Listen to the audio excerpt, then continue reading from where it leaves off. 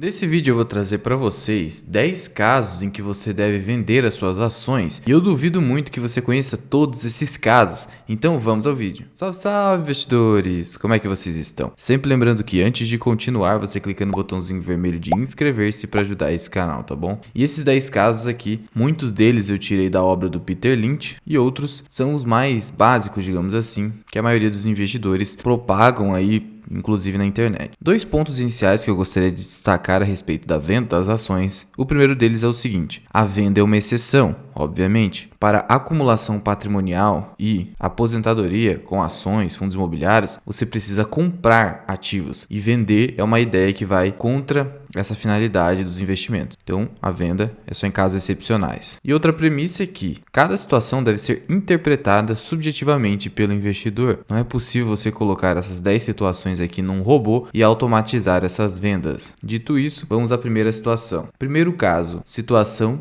de emergência. O que é isso, Luan? São situações imprevistas da sua vida em que você não tem nenhum outro recurso disponível para amparo dessa situação e você precisa vender, por exemplo, as suas ações. Então, por exemplo, um acidente de carro, a perda de um emprego, alguma reforma inesperada na sua casa, ou um falecimento inesperado, uma situação de saúde, etc. Só que essa situação aqui geralmente é provocada pelo investidor. Como assim provocado pelo investidor? São situações imprevistas? Não a situação em si, mas o fato dele não ter recurso disponível para dar conta dessa situação, ou seja, ele não tem uma reserva de emergência. É por isso que qualquer educador financeiro que seja minimamente razoável dirá o seguinte: primeiro você monta a sua reserva de emergência, depois você coloca o seu dinheiro em renda variável. Isso é muito importante porque a gente não sabe o que pode acontecer na nossa vida. E o que seria uma reserva de emergência na prática? Seria um dinheiro aplicado em aplicações de renda fixa, ou seja, que não estão sujeitos ali a oscilações, de preferência títulos pós-fixados, já que nos pré-fixados existe a marcação a mercado, que custeie entre 6 meses a 1 ano da sua vida. 6 meses se você for um empregado, tem um emprego fixo, ou então um servidor público. 1 ano, que seria o ideal do ideal, é se você não tem um emprego fixo, se você é um autônomo, por exemplo. Por isso, antes monte a sua reserva de emergência, para que você não precise vender suas ações por necessidade. Segundo caso, abatimento ou compensação no imposto de renda. Como assim uma compensação no imposto de renda? Olha, como vocês sabem, ao vender suas ações obtendo lucro, você tem que pagar imposto de renda sobre esse lucro. A alíquota, no caso de operações normais, swing trade, é de 15%. Se for day trade, é 20%. Mas vamos considerar aqui as operações normais, afinal, eu acredito não estar falando aqui com day traders. Mas o que acontece? Em muitos casos, dentro da minha carteira, eu tenho uma ação que eu tive lucro na minha venda, mas eu tenho ação aqui que caiu muito e eu tive prejuízo. E aí o que eu faço para não pagar imposto de renda? E eu quero vender aquela ação que subiu muito, no caso. Eu vendo essa ação, realizo o lucro e no mesmo mês eu vendo a ação que eu tive prejuízo. E aí eu faço esse abatimento e eu posso muito bem nem pagar imposto de renda. Então aqui temos um exemplo e vale ressaltar que a compensação pode ser feita mês a mês. Então melhor do que eu falei ainda, você pode ter prejuízo num mês e compensar esse prejuízo no ganho do mês que vem. Então, vamos dar um exemplo aqui, ó. Se o investidor perdeu R$1.000 no mês de fevereiro e ganhou R$800 no mês de março, ele não precisará recolher o imposto. Afinal, o prejuízo do mês anterior foi maior. Tem aí um saldo negativo de R$200 para compensações futuras. Então você pode fazer dentro do próprio mês ou você pode pegar o prejuízo de um mês e compensar nos meses seguintes que tiveram ganhos. Mas na nossa situação de venda aqui faz mais sentido ser no mesmo mês, porque eu estou querendo vender a ação com ganho. Então eu preciso fazer isso dentro do mesmo mês. Eu não quero esperar o próximo mês para vender as minhas ações com ganho, porque daí se fosse assim, eu venderia agora as ações com prejuízo no mês corrente, aí eu esperaria para o próximo mês vender as ações que eu tive ganho, só que eu quero vender agora. Então eu faço isso dentro do mesmo mês ali e faço o abatimento. Terceiro caso, fechamento de capital da empresa, que é a OPA. Oferta pública de aquisição. Sim, uma empresa listada em bolsa pode fechar novamente seu capital após fazer o IPO. Isso não tem nenhum período ali que deve ocorrer. Então, por exemplo, a empresa fez a IPO, ela não tem que ficar, 1 ano negociada em bolsa antes de fechar o capital. Trago como exemplo recente aqui para vocês a GetNet, IPO recente de bolsa e já manifestou aqui, via fato relevante do dia 19 de maio de 2022, o fechamento do seu capital, a intenção de fechamento, e já colocou aqui o preço que será ofertado para os acionistas para a recompra das ações. E veja que a companhia precificou aqui as suas units a 4,72 e gerou esse gap aqui, estava negociada a 3,50, 3,50 e pouco, 3,65, explodiu aqui para o preço próximo do que está sendo ofertado hoje, porque o mercado ele se ajusta, né? A arbitragem do mercado financeiro. E por que eu tenho que vender quando ocorre fechamento de capital? Eu não sou exatamente obrigado a vender. Só que qual é a mágica da bolsa de valores, na minha opinião? Que inclusive é algo valorizado pelo mercado, e o Lírio Parisotto diz que é justamente um dos motivos de se investir em bolsa. É a liquidez. Você consegue entrar e sair de uma ação com muita facilidade. Só que se houver o fechamento de capital e eu permanecer com a ação, eu perco a liquidez do ativo completamente. E aí dificilmente você vai conseguir se desfazer desse ativo. E aí isso é muito arriscado, porque pode acontecer da empresa perder seus fundamentos e você ficar preso àquele ativo. Então, no caso de fechamento de capital, ou você vende antes, inclusive, da companhia fazer o OPA, ela anunciou, você já vende, por exemplo, muita gente fez isso com o GetNet, ou você aguarda a OPA e faz ali conforme o preço que foi ofertado pela empresa. Mas permanecer com o ativo é muito arriscado. O quarto caso é justamente a perda dos fundamentos. E o que são os fundamentos? É a saúde financeira de uma empresa. A empresa começou a se deteriorar. Uma empresa que antes era lucrativa começou a dar prejuízo. Uma empresa que antes não era endividada começou a ficar muito endividada. Uma empresa que antes crescia parou de crescer, entendeu? Ela perdeu a sua saúde financeira. Essa aqui é uma situação de venda que, de novo, tem muita subjetividade aqui envolvida, porque às vezes é apenas um momento difícil,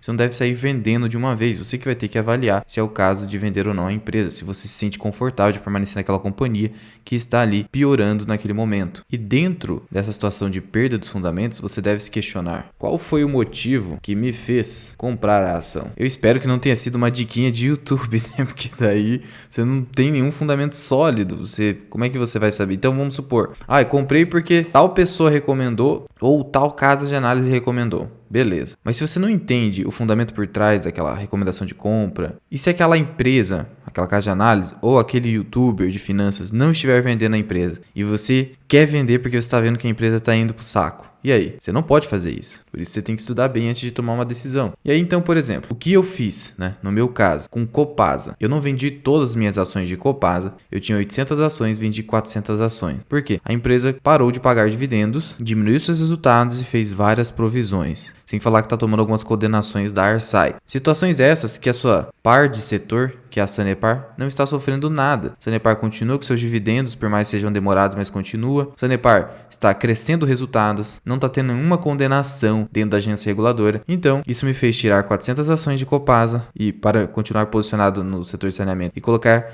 esse mesmo volume financeiro em 1.300 ações preferenciais de Sanepar. Então, eu não zerei posição, não estou falando que todos esses casos você tem que zerar a posição, exceto aqui, por exemplo, fechamento de capital, né? Ou eventualmente também, caso de emergência, precisa de todos os recursos, aí é uma situação excepcional. Mas aqui, perda de fundamentos, você pode vender apenas uma parte da empresa, você não quer ficar tão exposto como você estava antes, ainda acredita um pouco na empresa. Então você comprou a ação porque pagava dividendo, parou de pagar. É uma situação que pode gerar a venda. O Barsi fez isso com Bradesco e Itaúsa. Bradesco e Itaúsa estão fazendo bonificações. O Barsi não quer saber de bonificações no momento, ele quer dividendos. Por isso, como essas empresas não estão pagando excelentes dividendos, ele vendeu. O quinto caso é viver de renda. Como assim viver de renda? Viver de renda não é com dividendos? Você pode escolher viver de renda sem os dividendos. Os investidores de Wall Street nos Estados Unidos dificilmente vivem de renda com dividendos, porque lá o dividendo é agressivamente tributado em 30%. Então eles procuram investir por alguns anos em boas ações, conseguir ali êxito nos seus investimentos e no futuro sobreviver da venda dos ativos. Aqui no país, você tem uma isenção de até R$20 mil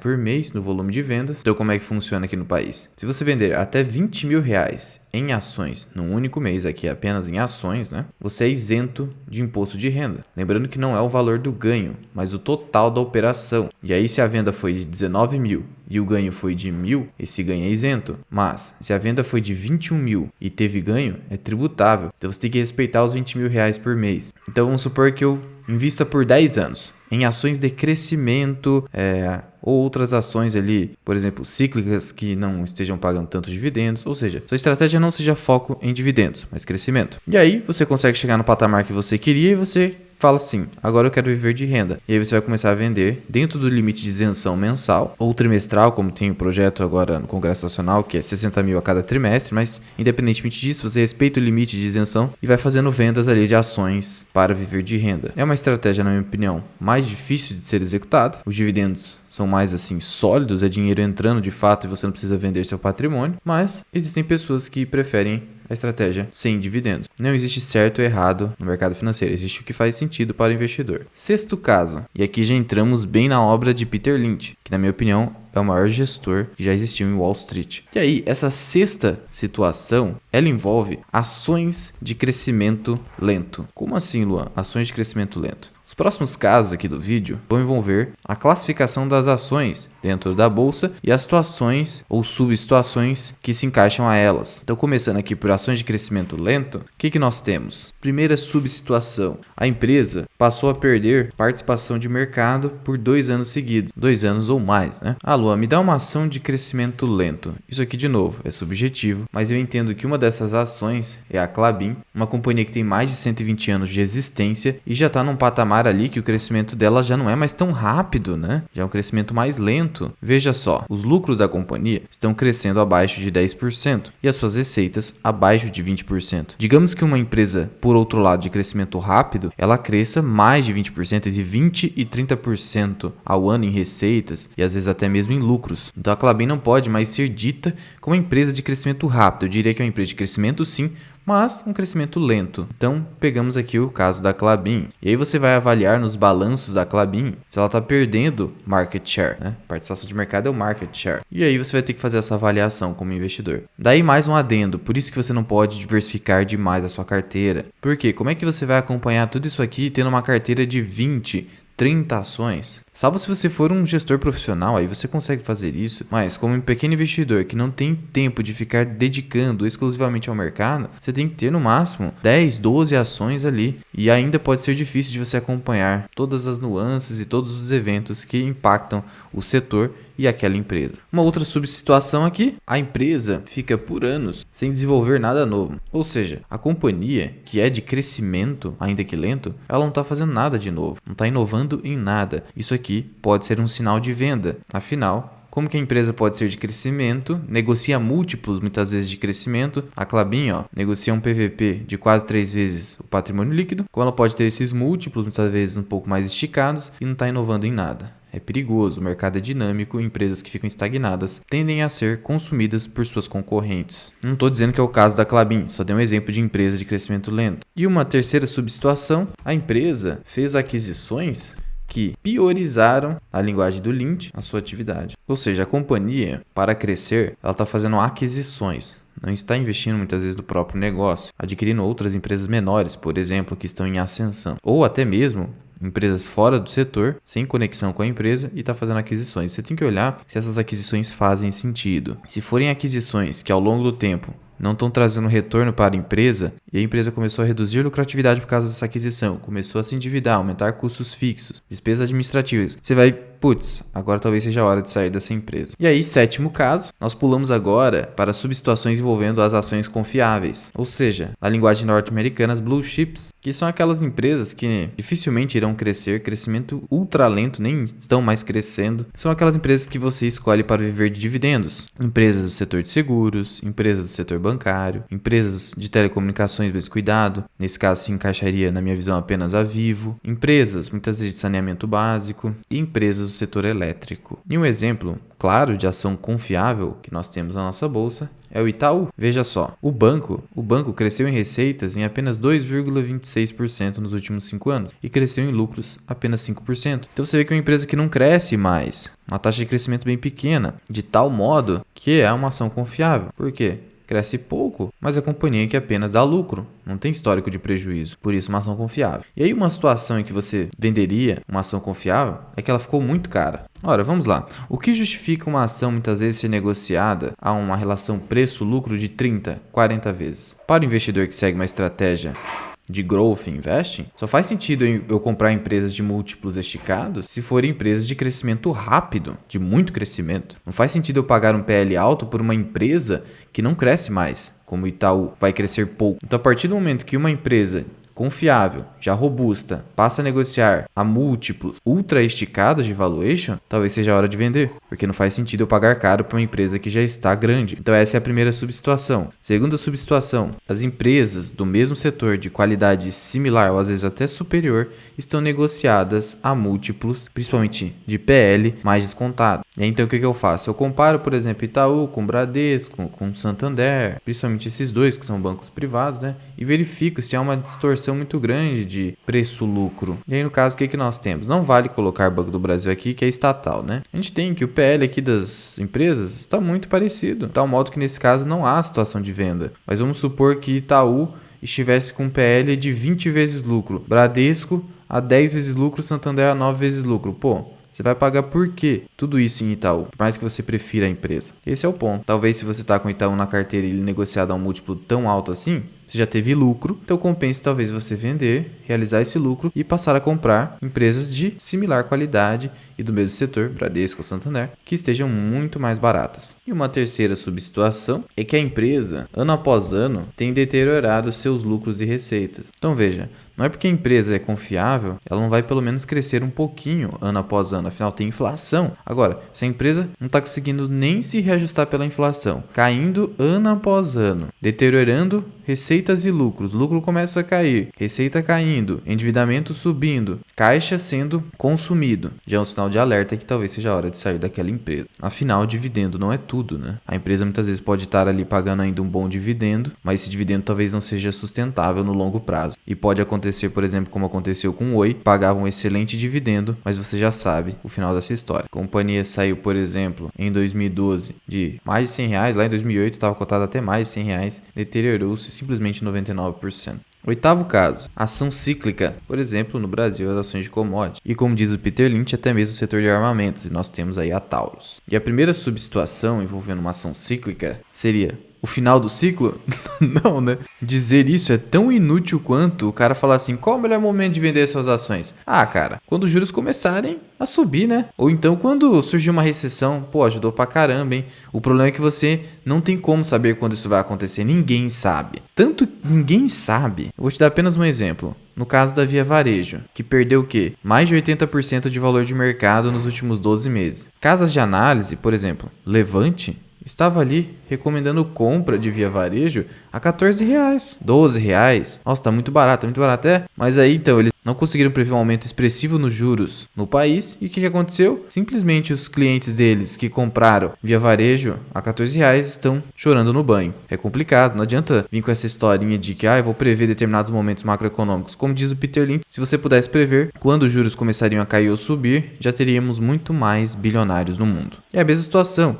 Quando acabar o ciclo da commodity. Mas isso é muito difícil de saber. Mas temos aqui alguns indicativos de quando uma ação cíclica, como por exemplo a Vale, pode ser o momento ali eventualmente de sair de Vale. E essa primeira subsituação é o aumento dos estoques. Sim. Por que isso? Porque quando a empresa aumenta os seus estoques, muitas vezes por vários trimestres e até anos, quer dizer que ela está acumulando um bem que só se deprecia com o tempo. Empresa de varejo, por exemplo, que está acumulando estoque, só se deprecia com o tempo. Aquele patrimônio líquido que ela tem, incluindo os estoques, com certeza está sobrevalorizado, porque aquele estoque muitas vezes não vale mais quase nada. A companhia vai ter que vender isso aqui a preço de banana. Então vamos pegar o exemplo de Vale. A gente pega aqui o balanço patrimonial da Vale e veja só, estoques aqui em ativo circulante, tá? E a gente vê que o estoque dela subiu um pouquinho. Então você já começa a ficar de olho. Peraí, por que tá subindo estoque? Você como investidor vai ter que investigar isso. Aqui não é um aumento que venha te preocupar, mas se a companhia sucessivamente por vários trimestres só for aumentando estoque, liga o sinal de alerta e talvez seja a hora de sair da companhia. Você tem que entender também por que está havendo esse aumento. Lembrando que ações cíclicas têm o ciclo de alta e o ciclo de baixa. Então quando você se posiciona em ação cíclica, provavelmente você não quer ficar ali com a ação para sempre,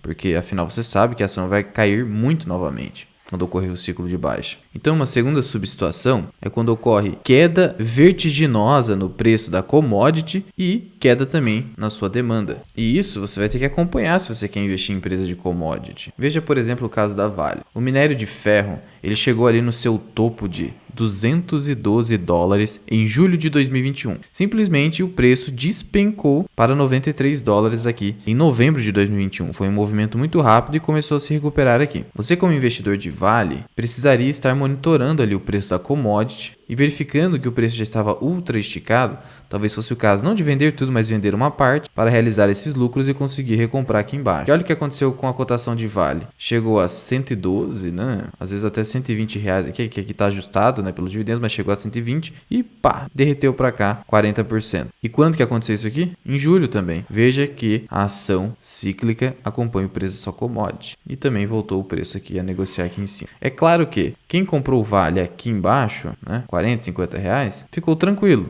apesar de ter chegado aqui a 70 e poucos reais, 60 e poucos reais. Mas como eu disse, ações cíclicas, você precisa acompanhar a cotação, porque a empresa pode muito bem voltar para esse preço aqui, num ciclo de baixa, aí você precisa acompanhar a demanda pela commodity. E um terceiro subcaso, envolvendo ações cíclicas, é olhar para as concorrentes e ver se elas estão abaixando suas margens de lucro para a obtenção de consumidores ou manutenção deles. Por que isso? Porque se a concorrente estiver fazendo isso, a empresa na qual você está investindo também precisará fazê-lo. É a lei da oferta e da demanda. Se a concorrente está tendo que baixar e eu não baixar as minhas margens, o pessoal não vai mais comprar de mim, principalmente porque são commodities, né? É muito difícil ter um diferencial ali que faça o consumidor querer optar pela minha commodity e não a do meu concorrente. Então, vamos pegar aqui uma concorrente de Vale, a Usiminas, que também sofreu ali, ó, com a queda de preços, né, por conta da queda na commodity. E aí, a gente pega aqui a margem líquida de Usiminas, 27,03%. A margem líquida de Usiminas está acima da sua média, vem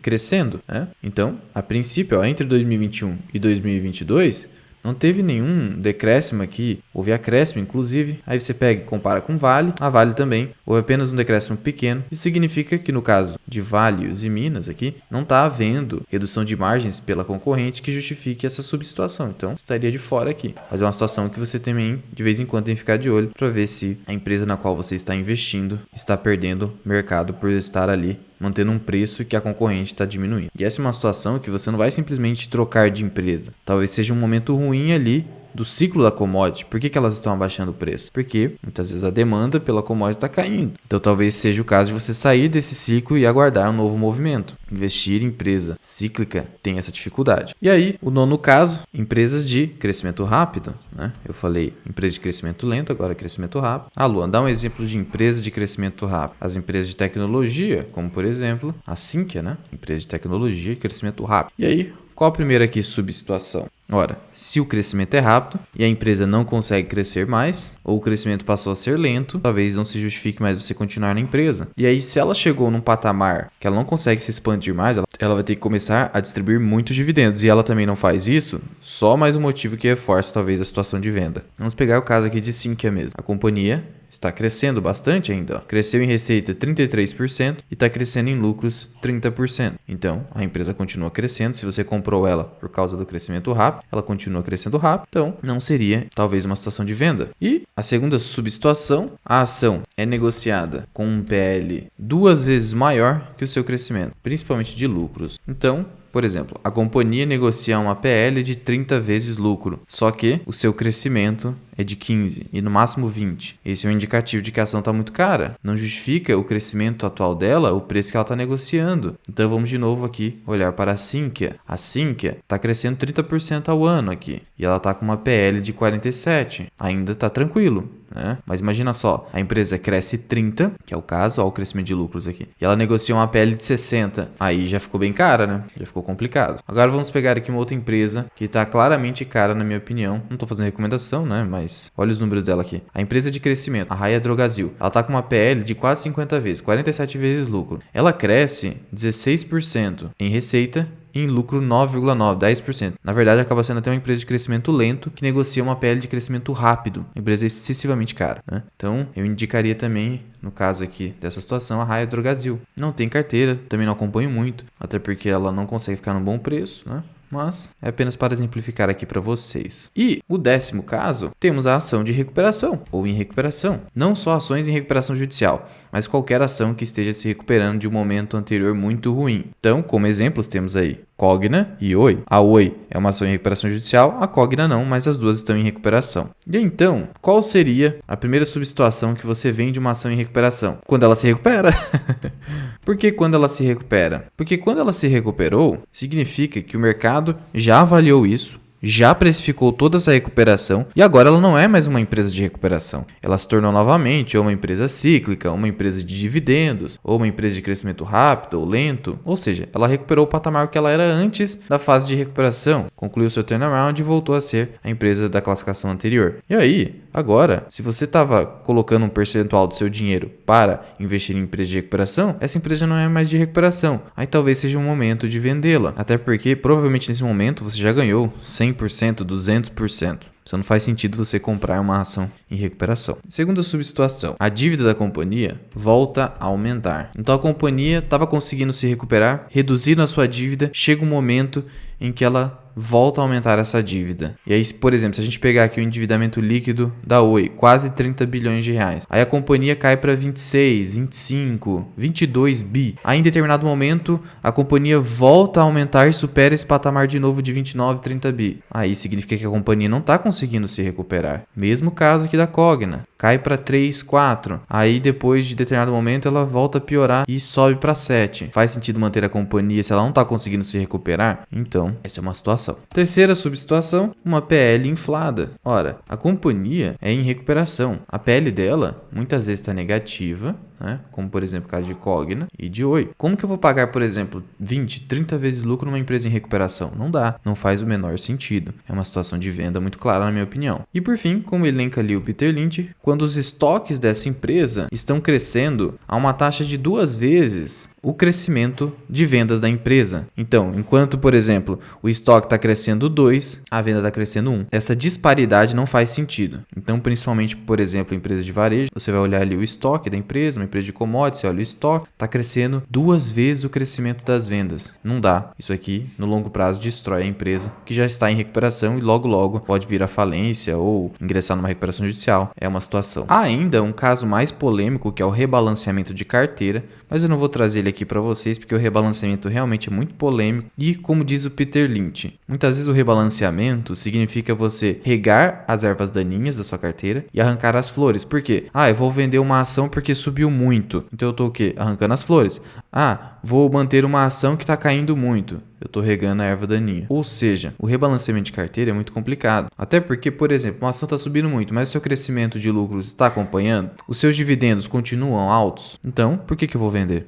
É o que o Barsi diz. Eu não vou vender Unipar Carbocloro se ela continua crescendo e continua me pagando bons dividendos, mesmo que tenham subido bastante as ações. Esse é o pensamento, né? Mas já vai deixando aqui nos comentários, você conhecia todas essas situações? Seja sincero comigo aqui nos comentários, hein? E o que você pensa a respeito do balanceamento de carteira? Muito obrigado por ter ficado comigo até aqui. Eu sou o Luan, esse que é o canal Mirar Investing. Até o próximo vídeo. Fui!